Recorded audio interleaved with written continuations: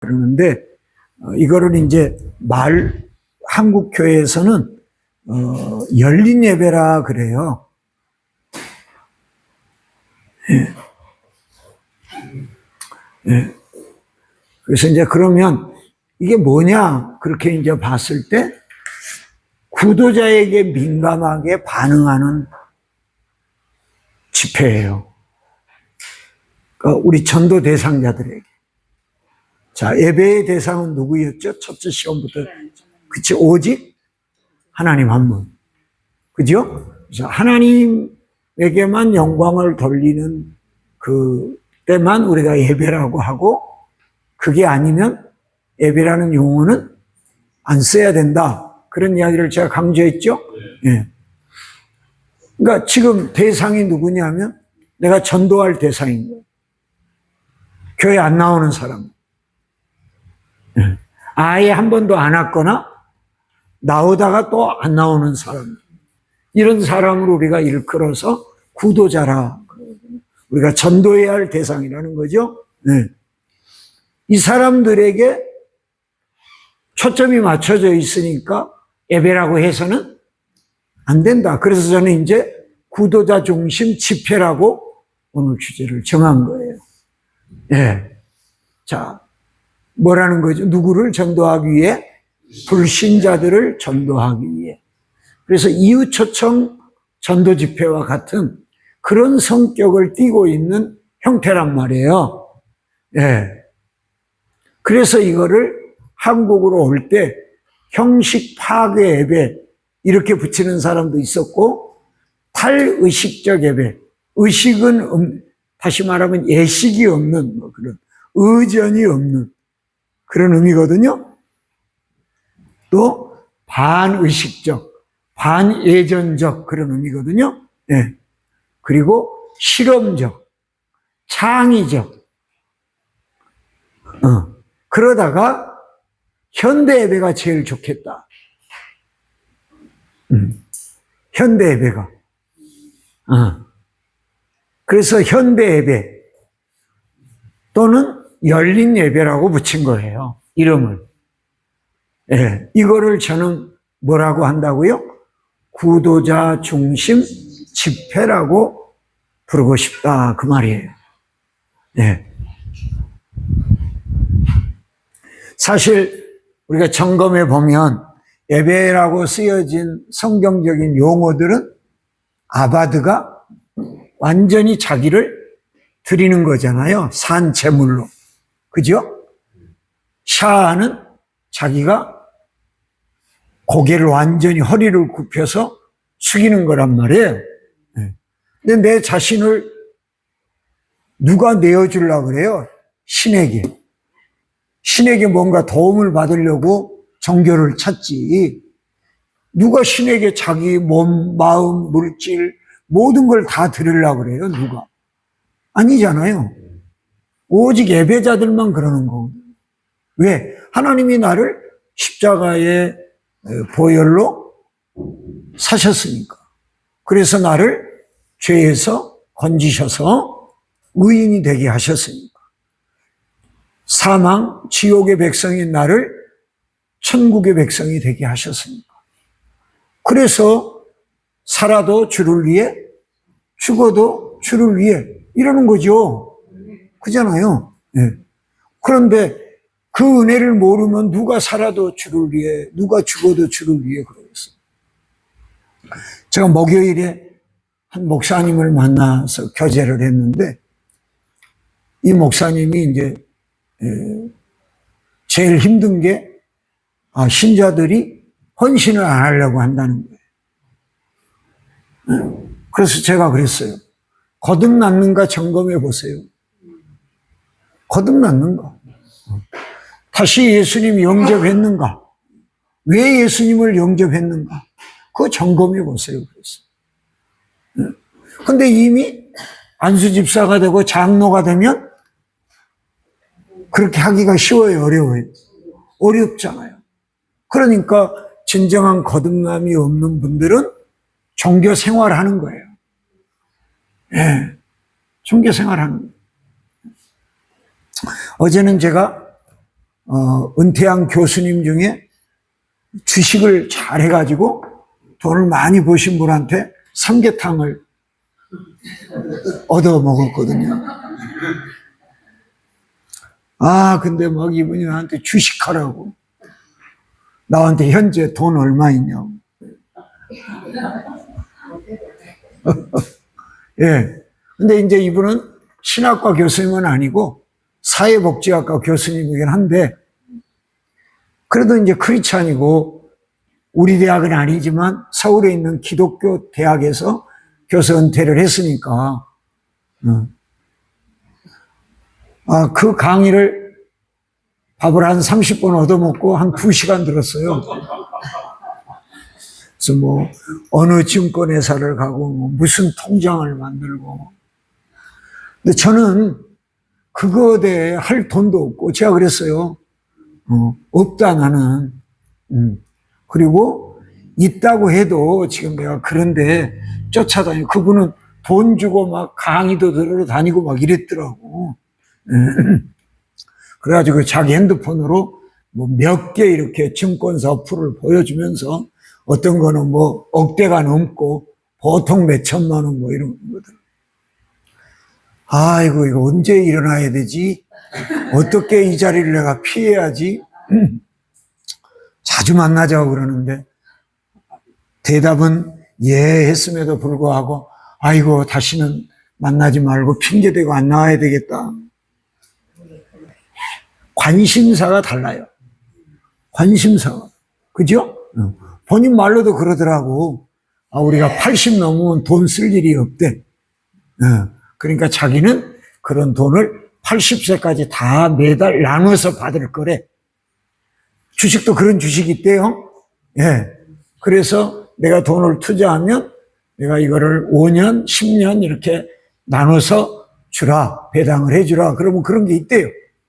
그래서 그 이유는 돈 쓸 게 없으니까 그때까지만 쓰고 그러고 갈 거예요. 내가 봤을 때는 그것만 해도 충분하겠더만. 그잖아요? 조금 더 비싼 거 먹어봐야 뭐 똥 색깔이 더 아름답게 나오나요?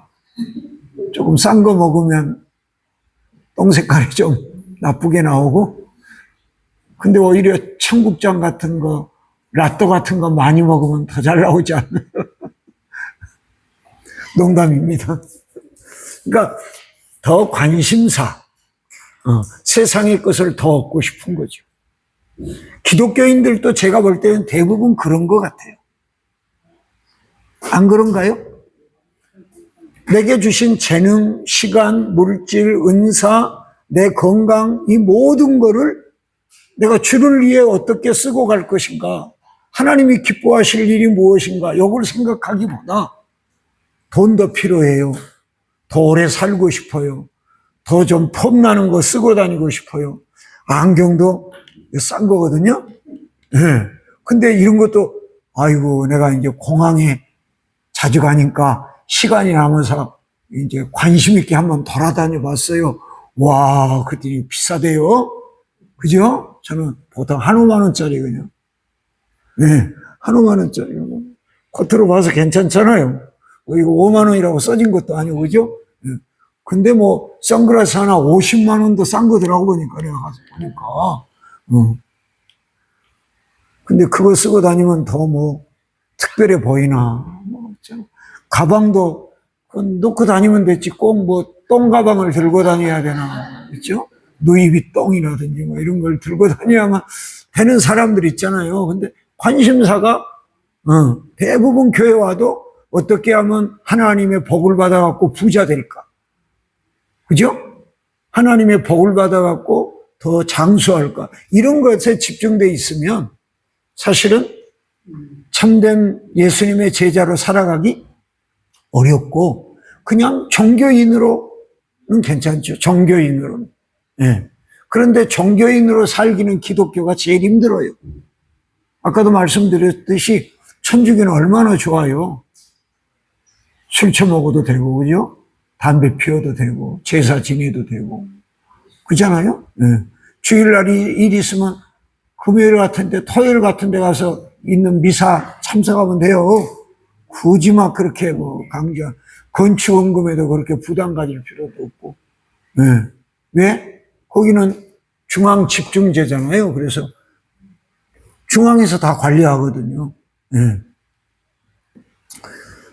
그래서 예배는 온전히 우리가 하나님 앞에 영광을 돌리는데 내 몸을 제물처럼, 그죠? 그리고 신하가 왕에게 허리 굽혀 절하는 것처럼, 그게 예배니까 이거는 하나님이 대상이 아니고 믿지 않는 사람들의 초점을 맞췄기 때문에 예배라고 하지 않는다는 거예요. 그러면 이런 구도자 중심 집회는 어디에서 왔을까 하는 거잖아요. 네.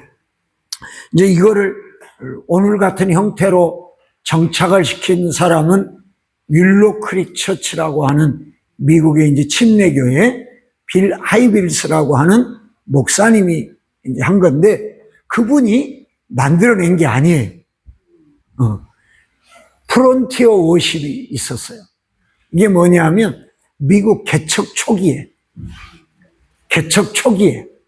예. 아직 뭐 교회도 없고, 그죠? 목회자도 없는 그런 시대에 원주민들에게도 복음을 전하고 싶은 거죠. 그 당시만 해도 언어는 있는데 글이 없는 거예요. 그러니까 미국 언어가 뭐죠? 영국 언어잖아요. 영어가 영국의 언어예요. 예, 미국 언어가 아니고. 그래서 그들이 이제 청교도들이 미국에 가가지고 그 영어를 사용하니까 거기에 사람들은 다 영어를 쓰게 된 건데, 가보니까 말은 하는데 글이 없는 거예요. 그런 사람들에게 어떻게 성경을 갖다 읽어줘 봐야 되겠어요? 안 되잖아요. 예. 그래서 이제 그들의 감성에다가 호소하는 거예요. 예. 그래서 야영 집회라고 한 거예요.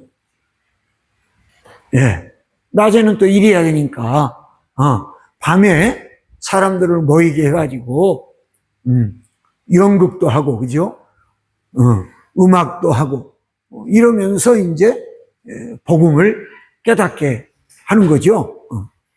이게 구도자 중심 집회, 현대 예배라고 하는, 열린 예배라고 하는 형식의 시작이다, 그 말이에요.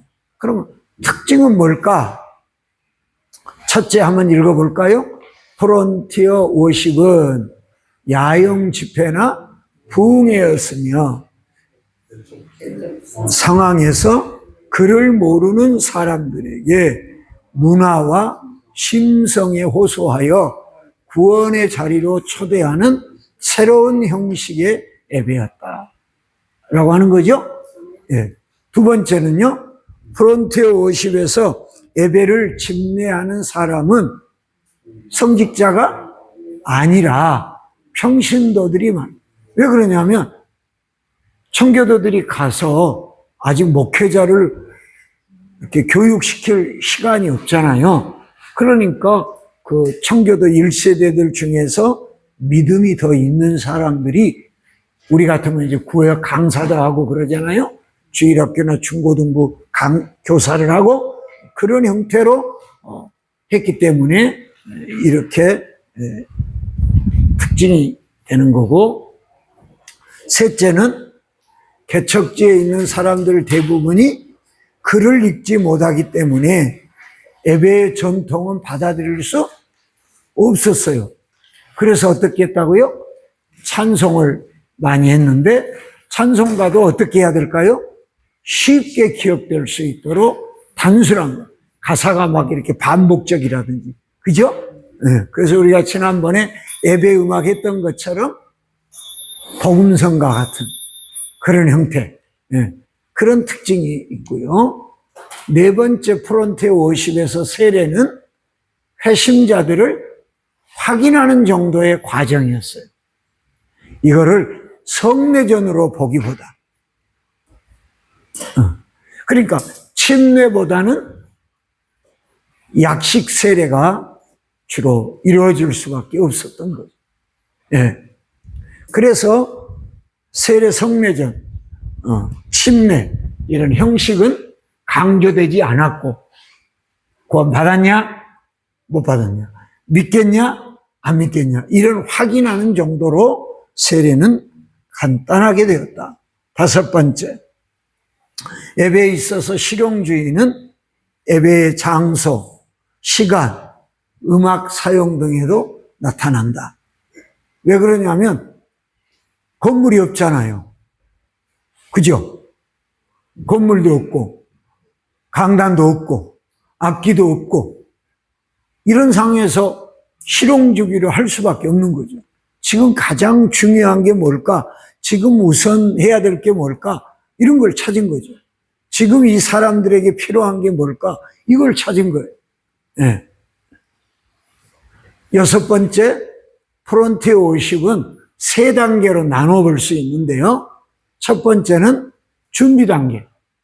찬송을 열정적으로 부르게 하고, 두 번째는 설교가 있는데 설교 시간에는 회개와 결신을 촉구하는 구원에 관한 설교만. 자, 교회에서 구원에 관한 설교만 하면 돼요, 안 돼요? 안 돼요. 복음의 요소가 균형적으로 설교가 돼야 돼요. 그죠? 예수님이 어떻게 오셨는지, 어떻게 사시고 죽으셨는지, 부활하셨는지, 승천하시고 재림하실 건지, 이런 것들이 균형 잡혀야 되거든요. 그런데 보면은 제 주변에도 어떤 목사님은 매주 요한계시록만 설교해요. 어떤 목사님은 매주 시편만 해요. 안 된다는 거죠. 골고루 해야 된다는 거예요. 네, 골고루. 네. 그런데 프론티어 워십은 뭐만 했다? 구원에 관한 설교만 한 거예요. 네. 자, 구원받으면, 영적으로 태어나면 그들이 어떻게 돼야 돼요? 성장해 가야 되잖아요. 영적 아이가 성장해 가야 되잖아요. 자, 그러면 케어해야 돼요? 내버려 둬도 성장해요? 케어해줘야 돼요. 네. 제가 요즘 좀 고민이에요. 우리 딸 때문에. 네. 자꾸 아빠를 더 의지하네. 이제 둘째를 또 가진 것 같아요. 그러니까 아빠를 더 의지하네. 그래서 지금 고민스러워요. 이거 어디까지 내가 도와줘야 할지. 근데 우리가 자식을 낳아놓고 그냥 나 몰라 한 게 아니고 지금은 옛날과 달리 그냥 잠시도 눈을 안 떼고 그죠? 이렇게 24시간 막 토탈 서비스를 하잖아요. 예. 근데 영적으로 구원받으면 목회자가 어떻게 해야 돼요?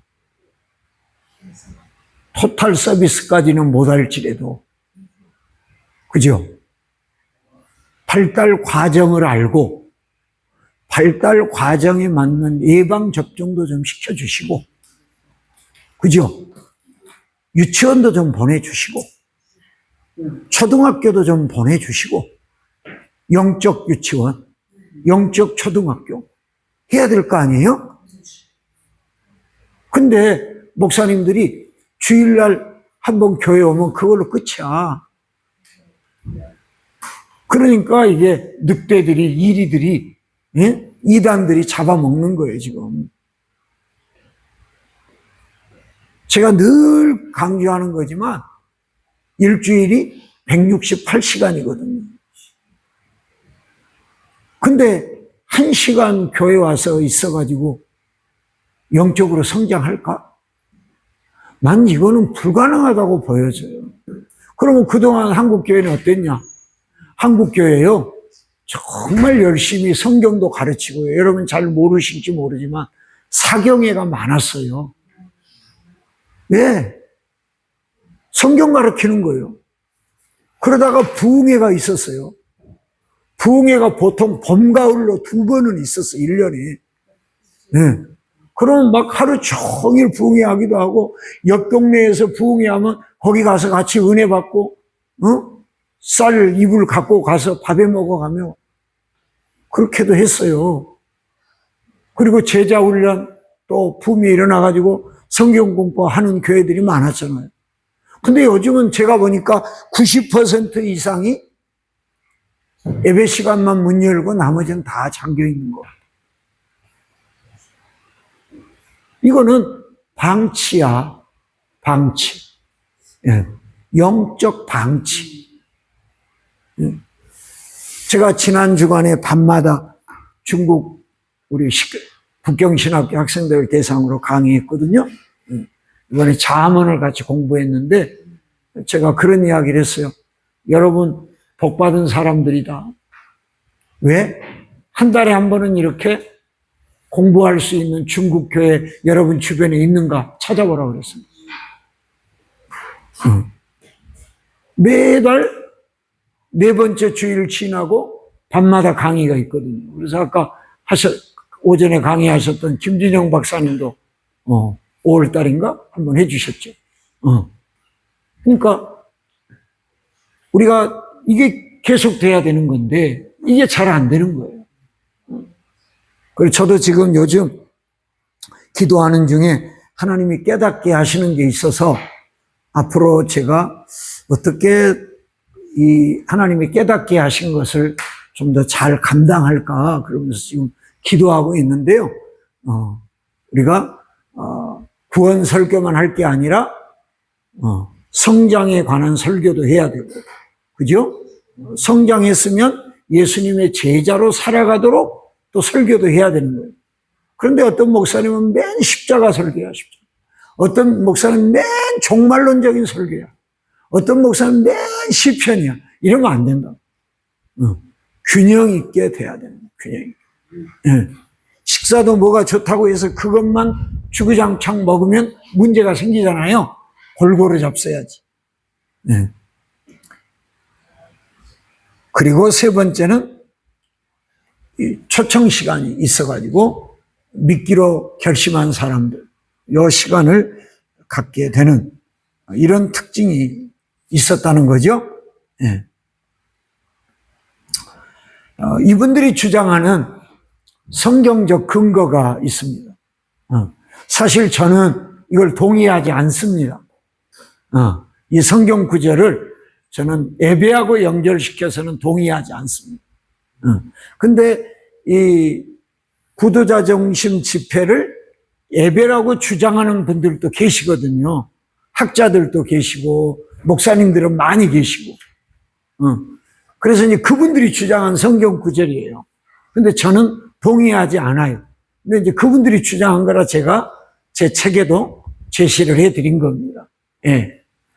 자, 이사야 66장 19절. 빨간색으로 된 데만 같이 읽어볼까요? 또 나의 명성을 보지도 못하고 나의 영광을 들지도 못한 원 성스러워 보내지 그들의 나의 영광을 비문하나에 아멘. 자, 이거는 예배라기보다 뭐예요? 전도잖아요. 그러지 않습니까? 전도에 가까운 성경 구절이에요. 예. 그러니까 이분들은 뭐냐? 하나님은 모든 사람에게 복음이 전해지기를 원하시고 모든 사람에게 영광을 받으시기를 원하니까 구도자 중심 집회도 예배다. 이렇게 이제 주장하는 건데 나는 그러기보다는 전도에 가깝다. 그 다음에 시편 96편 3절. 그의 영광을 백성들 가운데 그의 기이한 행전 만민 가운데에 선포할지어다. 이거는 설교에 더 가깝죠. 선포하는 거니까. 그래요, 안 그래요? 마음껏 하나님의 영광을 선포해야죠. 그렇지만 그거는 예배는 보기 어렵다. 저는 이제 그렇게 보는 거예요. 네. 그 다음에 시편 96편 10절. 만민을 공평하게. 그죠? 네. 그러니까 만민을 모두 똑같이 심판하니까 모두에게 복음을 전해야 된다 이거죠. 그러니까 저는 예배라기보다는 전도에 더 가까운 그런 말씀으로 보여지는 거예요. 신명기 26장 10절로 11절인데 역시 색깔로 해놓은 부분만요. 너는 내 인과 너희 가운데 거루하는 객과 함께 즐거워할지니라. 아멘. 네. 이거는 이제 절기나 안식이나 이럴 때 그때는 이렇게 나가는 게 아니고 집안에 모여서 함께 이제 하나님을 생각하면서 식사를 하고 교제하는 거잖아요. 그래서 그들을 차별하지 말라. 그런 의미. 예. 그 다음에 이제 신약으로 넘어가면 로마서 15장 9절과 10절이거든요. 예. 자, 보라색으로 한 대만 읽어볼까요? 열방들아, 주의 백성과 함께 즐거워하라 하였습니다. 아멘. 예. 그러니까, 모든 백성들이 주의 백성과 함께 즐거워하는 것. 그래서 결국 모두가 구원 얻기를 원하는. 그죠? 구절도 보세요. 이방인들도 이런 표현을 썼어요. 그죠? 네.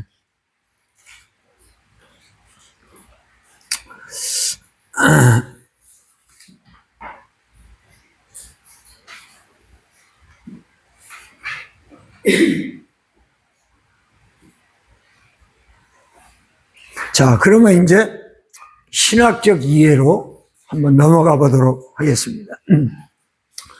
저는 이것도 동의할 수 없는데, 이 구도자 중심 집회를 열린 예배나 현대 예배라고 주장하는 분들이 이렇게 해놓은 거예요. 첫 번째는 뭐라고요?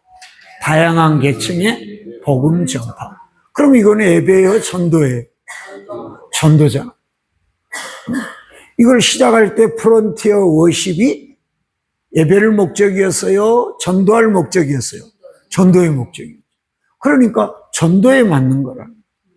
두 번째, 성육신 원리. 자, 하나님이 성육신은 사람의 몸을 입고 오신 거죠. 그래서 우리도 낮아져야 되지요. 그죠? 그거는 맞지만 예를 들어서 제가 필리핀 사람들을 사랑하고 그들을 이렇게 세워가면 제가 성육신 한 거예요? 그런 거를 우리 인간에게 함부로 붙여서는 안 되는 거죠, 사실은. 네. 바울이 그렇게 복음 전하는 거 우리가 존경하고 저는 바울의 신발끈을 풀기도 감당할 수 없는 연약한 존재거든요. 네. 그렇지만 바울이 성육신 한 거는 아니잖아요. 우리가요, 말 참 조심해야 돼요, 요즘. 뭐 좀 안 하다가 잘하면 부활했다 그러고, 뭐 또 좀 잘하면 하나님을 붙여 거기다. 갓. 그래서 뭐 요리신. 그죠? 요리 좀 잘하면 요리신. 뭐 뜨개질 잘하면 뜨개질신. 뭐 그렇게 막 붙이죠. 그런 거 우리 조심해야 돼요. 운동 잘하면 뭐 야구 잘하면 뭐 야구신, 축구 잘하면 축구신. 이런 거 우리 붙이면 돼요, 안 돼요? 안 돼요. 네. 여호와의 이름을 우리 망령되이 일컬으면 안 된다니까요. 네. 그래서 성육신 원리라고 저는 붙여서는 안 된다고 보는 거예요. 네. 그래서 저는 좋아하는 용어가 뭐냐면요, 눈높이예요. 눈높이. 우리들이 전도할 대상자의 눈높이에 맞추자. 그죠? 이번에 필리핀 가시면 필리핀 사람들의 눈높이에 맞추셔야 돼요. 네. 왜 저들은 저렇지? 지금도 그냥 손으로 밥 먹는 분들이 계시거든요. 네. 근데 그것도 우리처럼 깨끗이라도 닦는다, 아니면 물티슈라도 닦고 했으면 좋겠는데, 이렇게 하다가 또, 이렇게 하다가, 먹기도 하고 그래요. 예. 예. 그렇다고 나도 또 이렇게 하고 밥 먹을 수는 없잖아요. 그렇지만, 하여튼 그들 눈높이에 맞추려는 자세는 필요하죠? 예.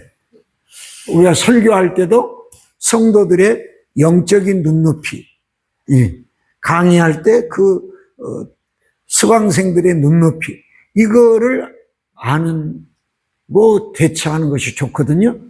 예. 제가 대교에서 돈 받은 건 아니고요. 눈높이 교육이 있잖아요. 그죠? 내가 거기에서 광고비 받은 건 아닌데, 이 말이 굉장히 좋은 말이에요. 눈높이를. 예. 아유, 제가, 어제죠, 어제. 삼계탕 한 그릇 먹고 아주 그냥, 주식 이야기 듣느라고 아주.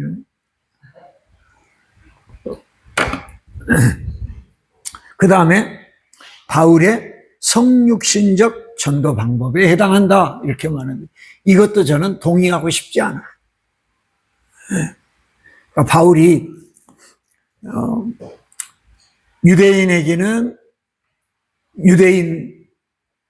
유대인으로서 또 헬라인은 철학적인 사고를 가지고 있으니까 그런 또 자기가 또 가말리알의 최고의 공부를 선생님한테 했으니까 그런 또 자세를 가지고 대화하고 이런 건 사실이지만 그 눈높이지 성육신한 건 아니니까 저는 이걸 아주 싫어하는데 이 구도자 중심 집회를 예배라고 주장하는 분들이 이렇게 이제 말한다는 거죠. 그러면 이제 이 효과와 문제점이 뭘까라고 하는데 먼저 효과를 보게 되면 기존의 우리 전통적인 예배, 성경적인 예배는 어느 순간부터 굉장히 수동적이 됐어요. 그래서 목사님 한 분이 혼자 다 하는 거죠. 네.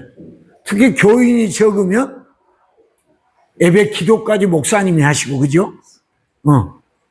모든 걸 목사님이 혼자 다 하는. 이런 형태로 하다 보니까 성도들은 소극적이 되는 거죠. 그냥 가서 앉아만 있으면 예배 드리는 거가 되는데, 이 구도자 중심 집회는 함께 참여하는 그런 기회를 제공했다. 함께 참여해야 되거든요. 수동적이 아니고. 그래서 이제 사실은 교수도 어떤 교수가 훌륭한 교수냐면요. 저처럼 이렇게 지가 혼자 떠드는 게 아니라 학생들이 공부해 오게 만들고 학생들이 발표하게 만드는 교수가 사실은 최고의 교수거든요. 네. 저처럼 이렇게 혼자 이렇게 막 계속 떠드는 사람은 사실 실력 없는 거예요. 네.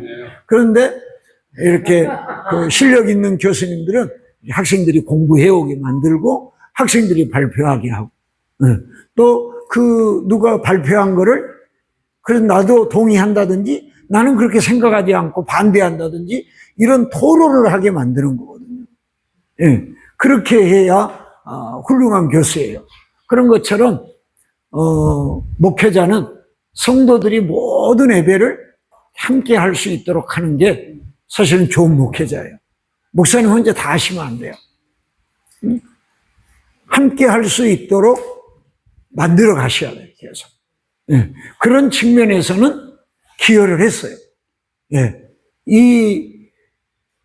소위 열린 예배라고 하는 현대 예배가 한국에 들어오기 전까지는 목사님 혼자 북치고 장구치고 다 했다는 거죠. 그런데 이제 이게 들어옴으로 인해서 목사님들이 점차 성도들이 맡아서 하도록 이렇게 자꾸 이제 만들었다는 거죠. 이 율로 크릭 처치의 비라이 윌스 목사님은 어떻게도 했냐면요, 설교 형식을 평신도들이 나와가지고 대화하는 거예요, 대화. 평신도들이 나와서 목사님 오늘 설교할 내용을 대화로 이렇게 딱 스토리를 전개해 가는 거예요. 네. 그러면 이제 그 끝나면 목사님이 이제 설교하는 거죠. 그러면 듣는 입장에서는 이해가 더 잘 돼요, 안 돼요? 더 잘 되게 되는 거죠. 그러니까 다양하게 회중들이 참여하게 한 거는 잘한 거라는 거죠. 두 번째, 예배의 다양화. 왜 그러냐면 예배는 계속 변해왔잖아요. 예. 기독교 역사를 이렇게 보면 2000년의 기독교 역사를 보게 되면 예배가 계속 변화되어 왔어요. 근데 한국 교회는 대부분 교단이 지금은 다 똑같아. 교단마다 특색이 없단 말이에요. 우리 교단별 예배를 배웠잖아요. 그죠? 근데 그런 특색이 없어. 어느 교회를 가든지 거의 비슷해. 이거는 사실 좀 문제가 있거든요. 그런데 예배의 다양화가 시도된 거예요. 저는 이제 여러분에게 이렇게 말씀드리고 싶은데, 우리 예배는 완성된 예배가 없다. 계속 완성되어 가야 하는 것이다. 거기에 우리가 기여하자는 거지. 인간은 한계가 있거든요. 제가 지난 주일에도 그 욥기 42장, 또 이번 주에도 그걸 가지고 설교를 할 텐데, 그 욥이 보게 되면 자기가 잘 모르고 친구들하고 계속 논쟁한 거를 회개하고, 그리고 그거를 자기가 거두어 드린다고 말해요. 네. 그러니까 단순히 친구만을 위해 기도한 게 아니고, 욥은 이미 자기가 친구들하고 논쟁했다는 자체가 잘못됐다는 걸 깨달은 거예요. 1절부터 6절에 보면. 그래서 욥이 자기가 하나님을 더 알기를 원했던 거야. 그리고 이제는 눈으로 보는 것 같다는 거야. 이전까지는 희미했는데 이렇게 내가 회개하고 잘못을 깨닫고 보니 이제는 하나님을 내가 눈으로 직접 보는 것 같습니다. 이거죠. 저는 그거를 욥이 인격적으로 만났다고 보거든요. 영이신 하나님 어떻게 욥이 눈으로 봤겠어요? 그건 불가능한 거지. 근데 이제는 내가 머리로 상상만 하던 하나님을 내가 이제 비로소 바로 알고 바로 만났고, 그분하고 내가 아주 이제 그분의 뜻에 따라서 아주 그 뜨거운 교제, 친밀한 관계가 형성됐다는 거거든요.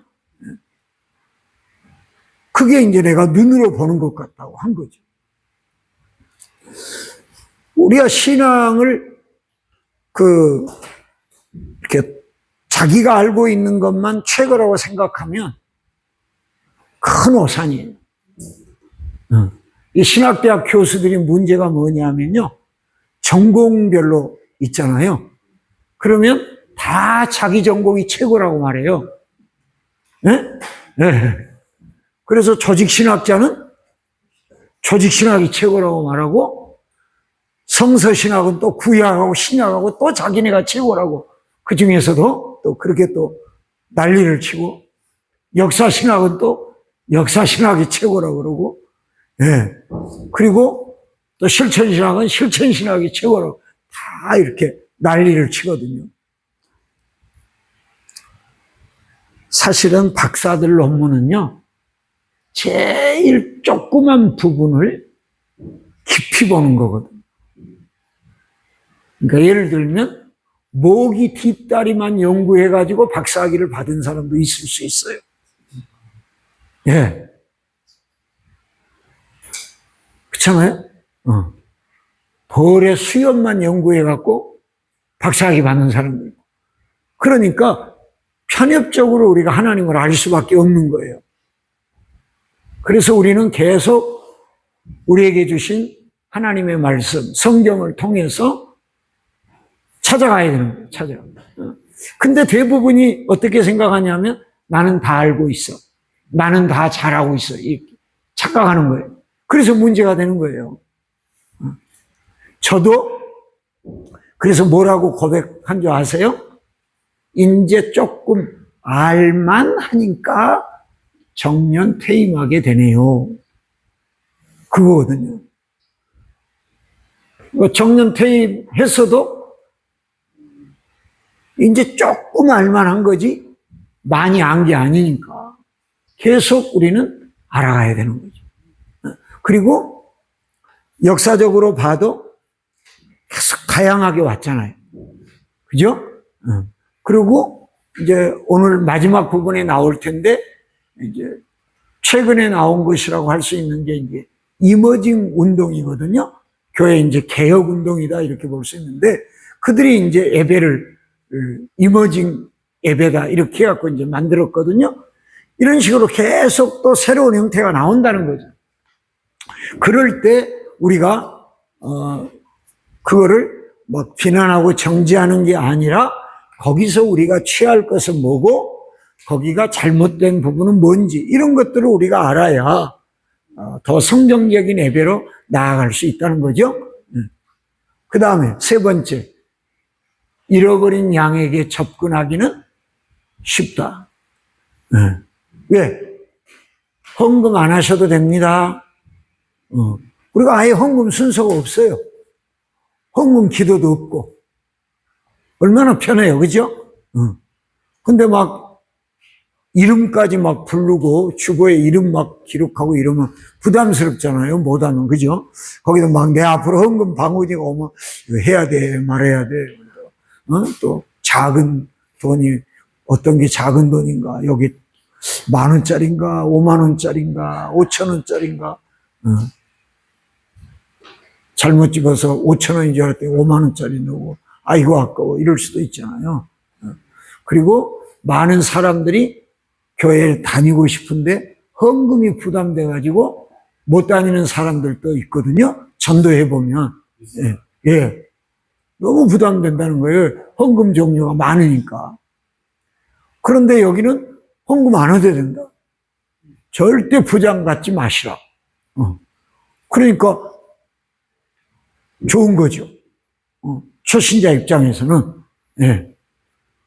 그러니까 거부감이 없는 거예요. 그리고 음악도 찬송가를 하는 게 아니고 뽕짝 스타일의 CCM. 요즘은 그런 거를 많이 할 거예요. 뽕짝 스타일의 CCM. 예. 예.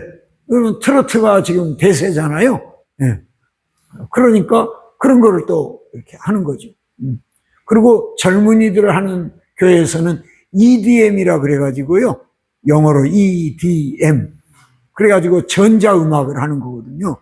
예. 꼭 클럽의 그 리듬 박자, 이런 걸로.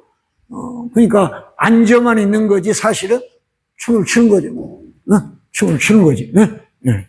그러니까, 불신자 입장에서는 편한 거지 뭐.